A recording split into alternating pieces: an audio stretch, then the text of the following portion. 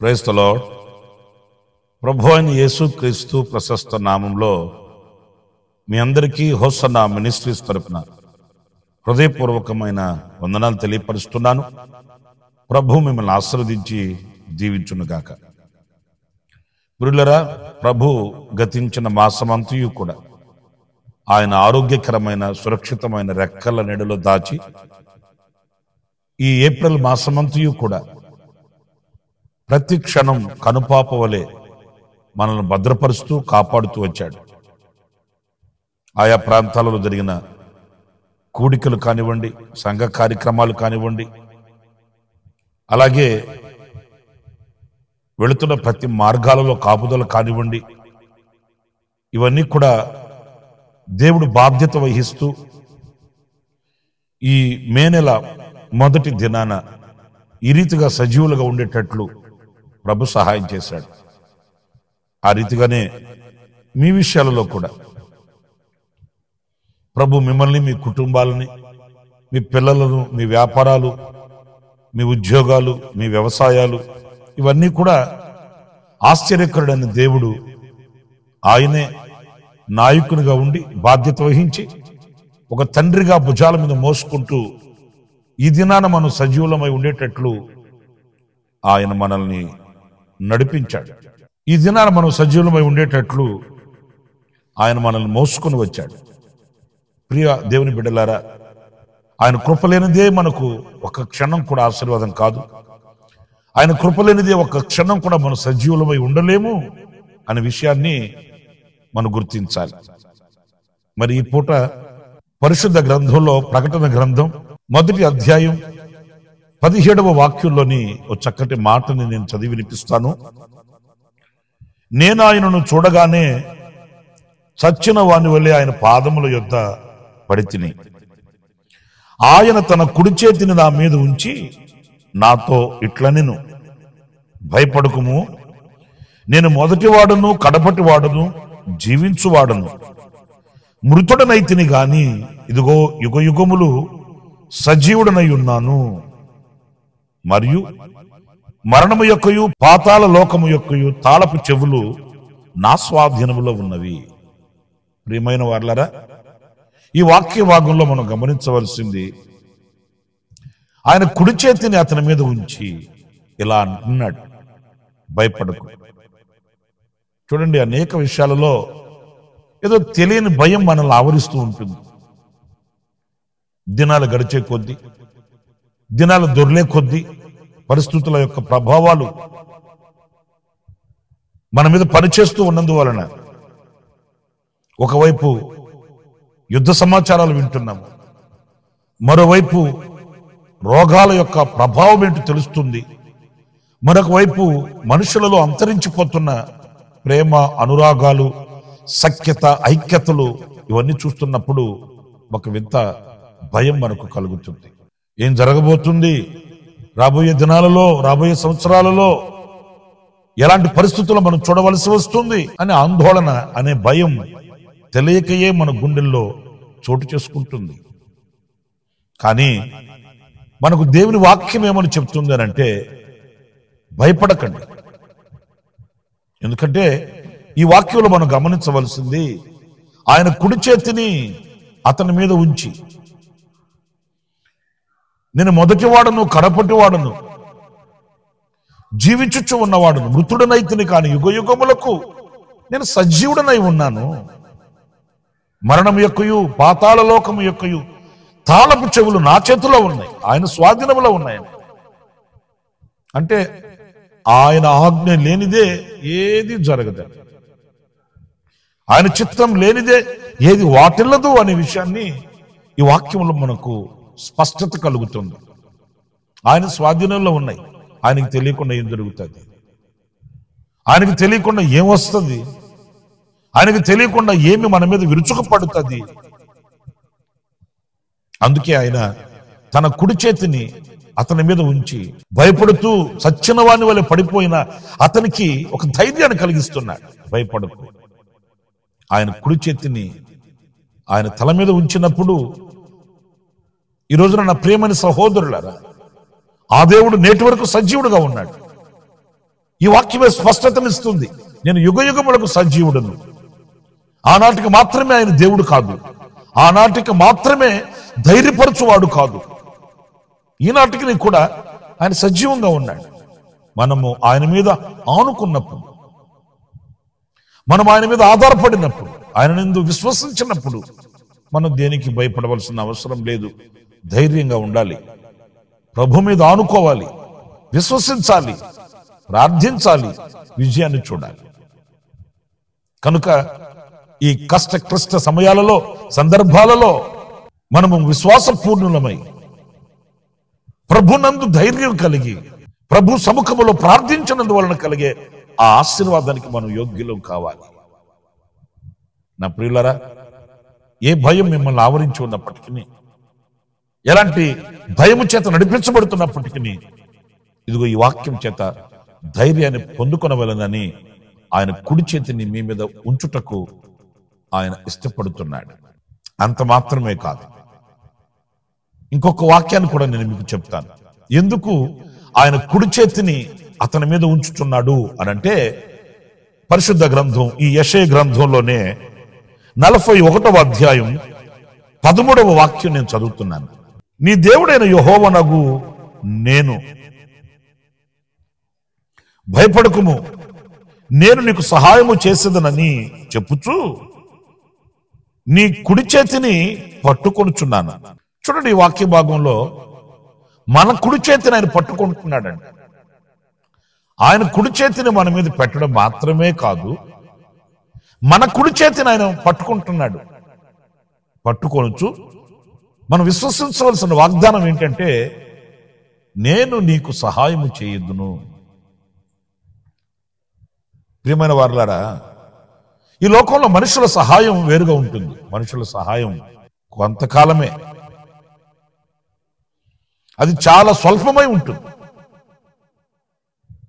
పూర్ణంగా మనకు సహాయ సహకారాలు ఎక్కడ కూడా దొరకవండి. మనుషుల సహాయం వేరు, దేవుని సహాయం వేరు. మనం ఎవరికో వినిపించుకుంటే కలిగే మేలు వేరు, ఎవరు పాదాలు పట్టుకొని ప్రార్థిస్తే కలిగే అద్భుతాలు లేకపోతే సహాయ సహకారాలు వేరుగా ఉంటాయి. దేవుడు మన చేతిని పట్టుకున్నప్పుడు ఇంకెన్నటికీ మనం జారిపోలేము, మరన్నటికీ పడిపోలేము, మరలా మనం ఆ అగాధంలోనికి వెళ్ళలేము. ఆయన మన చేతిని పట్టుకుని నడిపిస్తానని, సహాయం చేస్తానని కూడా చెప్తున్నాడు. ఈరోజు మన బ్రతుకు సుఖక్షేమాలతో ముందుకు సాగాలంటే, ధైర్యంగా మనం ముందుకు వెళ్ళాలంటే, దేవుని సహాయం లేనిదే మనం ఏం చేయలేము. ఎన్ని ఇబ్బందులో, ఎన్ని ఇరుకులు, ఎన్ని అవసరాలు, ఎన్ని కష్టాలు, ఇవన్నీ సర్వసాధారణంగా లోకంలో ప్రతి మనిషికి కలుగుతుంటాయి. అయితే ఇలాంటి పరిస్థితుల్లో దేవుని సహాయం మనకు కావాలి. ఆయన సహాయం చేస్తే ఆశ్చర్యకరమైన సహాయం చేస్తారు. ఎవరు ఊహించలేని సహాయం దేవుని యొద్ద నుంచి వస్తుంది. ఒక్కరోజే యూదులందరినీ మట్టు చేయాలని కఠినాత్ముడైన శత్రువైన హామాను తలంచినప్పుడు మొర్దెకై విశ్వసించేది అదేనండి. ఎస్తేరుకు వర్తమానం పంపించాడు.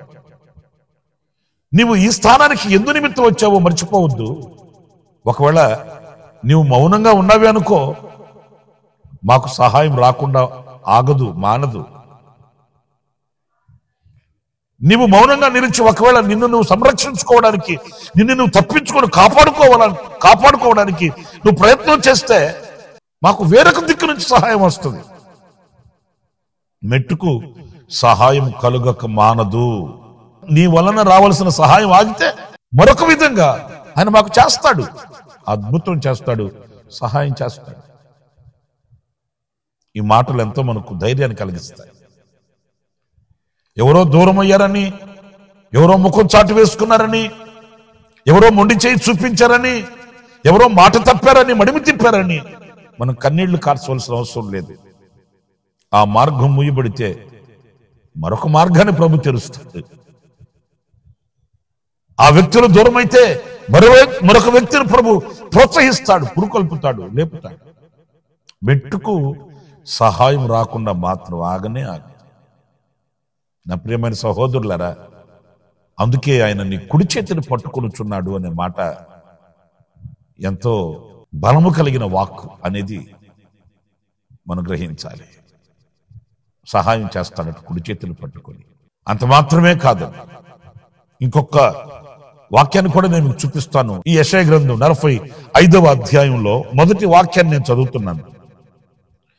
అతని పక్షమున జనములను జయించుటకు నేను అతని కుడి చేతిని పట్టుకొని ఉన్నాను.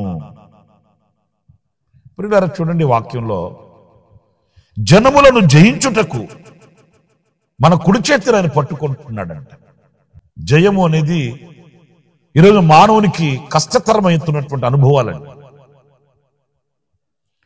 జయము లేక ఈ రోజున అపజయాల ఊట తాగుతున్నాము. కుటుంబపు వ్యవస్థలోను, అలాగే వ్యాపారాలలోను, చేతి పనులలోను, వ్యక్తిగతంగాను, ఆధ్యాత్మికంగాను ఆ జయం ఈ రోజున మరుగైపోతుంది. ప్రారంభించాను, ఓడిపోయాను. సాహసించాను, సతికిలబడ్డాను. ప్రయత్నం చేస్తున్నాను, సఫలం కావట్లేదు. ఇలాంటి అనర్థాలతో కూడిన అపజయపు మాటలు ఎన్నో మనం వింటుంటాం. కానీ ఆయన మన కుడి చేతిని పట్టుకుంటే మనకు కలిగేది జయము. నా ప్రియమైన సహోదరులారా, గత దినములన్నిట ప్రభు మనకు ఇదిగో ఈ విజయాన్ని అనుగ్రహిస్తూ వచ్చాడు. ప్రార్థిద్దాం. ఈ మాసంలో కూడా, రాబోయే దినములలో కూడా, తుది శ్వాస వరకు కూడా ఈ విజయవంతమైన మార్గంలో జయించుకుంటూ ముందుకు వెళ్ళడానికి మనల్ని మనం ప్రభువుకు అప్పగించుకోవాలి. జయ జీవితాన్ని పొందుకొని ఆ విజయం ద్వారా ప్రభు కొరకు సాక్షులుగా ఉండాలనేది దేవుని నిత్య సంకల్పం కదా. మన పితరులు వాళ్ళకి ఎదురైన ప్రతి పోరాటాల్లో వాళ్ళు ఏం చేశారనంటే ప్రభు దగ్గరికి వెళ్ళి దైవ శక్తిని పొందుకున్నారు, కృపను పొందుకున్నారు, ఆలోచన తీసుకున్నారు.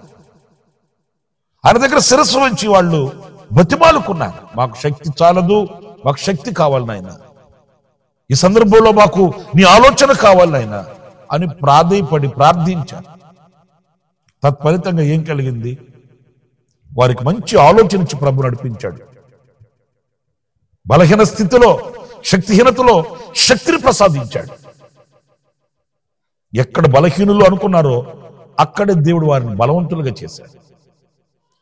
ఏది మనం చేయలేము అనుకుని వాళ్ళు సంశయించారో అక్కడే దేవుడు వారికి శక్తినిచ్చి ఆ కార్యాలని సఫలం చేశాడు.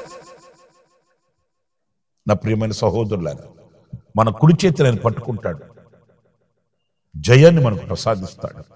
మరి ఈ మాసం మొదటి దినాన ప్రభువా నా కుడి చేతిని పట్టుకుని ఆ రీతిగా నన్ను నడిపించమని కోరుకుంటే మనం వెళ్లే మార్గం కూడా దీవెనకరంగా ఉంటుంది. ఈ మాసమంతయు కూడా ఆయన విజయవంతంగా మనల్ని నడిపిస్తాడు. మనకు కావలసిన సహాయాన్ని మనకు అందించి మనల్ని నడిపిస్తాడు. ఆయన కుడి చేతిని మన మీద పెట్టి మనల్ని ధైర్యపరుస్తాడు. ఆ రీతిగా మిమ్మల్ని అందరినీ ప్రభు నడిపించాలని మనసారా కోరుకుంటూ ప్రార్థిస్తున్నాను. తలలు వంచండి, ప్రార్థన చేసుకుందాం. జీవాధిపతి అయిన ప్రభువా మీకు వందనాలు చెల్లిస్తూ, గతించిన కాలమంతా మమ్మల్ని నడిపించావు, పోషించావు, రక్షించావు నాయన. ఇదిగో ఈ మాసం మొదటి దినాన మమ్మల్ని మరొక్కసారి మీకు అప్పగించుకుంటున్నాం. మీ కుడి చేతిని మా మీద ఉంచి మా కుడి చేతిని మీరు పట్టుకొని సహాయాన్ని అందించమని కోరుకుంటున్నాం. మీ సహాయం లేనిదే మేము బ్రతుకలేము, ఒక్క అడుగు కూడా ముందుకు వేయలేము నాయన. మీ సహాయ సహకారాలు మాకు కావాలి. మీ ఆశ్చర్యకరమైన సహాయాన్ని మేము పొందుకోవాలి. ఆ రీతిగానే మా కుడి చేతులను పట్టుకొని విజయాన్ని మీరు మాకు అనుగ్రహించి నడిపించమని వేడుకుంటున్నాను. నైనా మా ఎదుట ఎన్నో పోరాటాలు ఉన్నాయి, మా ఎదుట ఎన్నో సమస్యలు ఉన్నాయి. వాటన్నిటిలో మాకు జయము కావాలంటే మా కుడి చేతిని నువ్వు పట్టుకోవాలి నాయనా. మా కుడి చేతిని పట్టుకొని విజయవంతమైన మార్గాలలో నడిపించి మా పాదములు స్థిరపరచమని మమ్మల్ని ఒక్కొక్కరిని మీ చేతులు సమర్పించుకుంటూ, ఇదిగో ఈ ప్రార్థనలో ఎంతమంది ఏకీభవించి మీ సహాయాన్ని కోరుకుంటున్నారో, మీరిచ్చే జయాన్ని ఆశిస్తున్నారో, వారందరికీ నాయన మీరు అనుగ్రహించి నడిపించమని, ఇంతవరకు మీరు చేసిన ఘన కార్యాల కొరకై, గొప్ప కార్యాల కొరకై స్తుతిస్తూ, ఇక మీదట మీరు చేసే ఆశ్చర్యమైన కార్యాల కొరకు శిరస్సు వంచి నమస్కరిస్తూ యేసు నామములో ప్రార్థించి వేడుకొనుచున్నాము తండ్రి. ఆమేన్. ప్రభు మిమ్మల్ని ఆశీర్వదించి దీవించునుగాక. ఈ మాసమంతయు కూడా నా దేవుని సన్నిధి మీకు తోడై సురక్షితమైన ఆయన రెక్కల నీడలో దాచి కాపాడును గాక. ఈ వేసవంతయు కూడా నా ప్రభు రెక్కల నీడలో మీకు విశ్రాంతిని కలుగు చేయుగాక. ఆమేన్. ప్రతి దినము ఈ అనుదిన కృపాను సందేశాల కొరకు, ఇంకా మరిన్ని ఆత్మ సంబంధమైన సందేశాల కొరకు ఈ మా యూట్యూబ్ ఛానల్ ని సబ్స్క్రైబ్ చేసుకోండి. Pastor Ramesh ministries.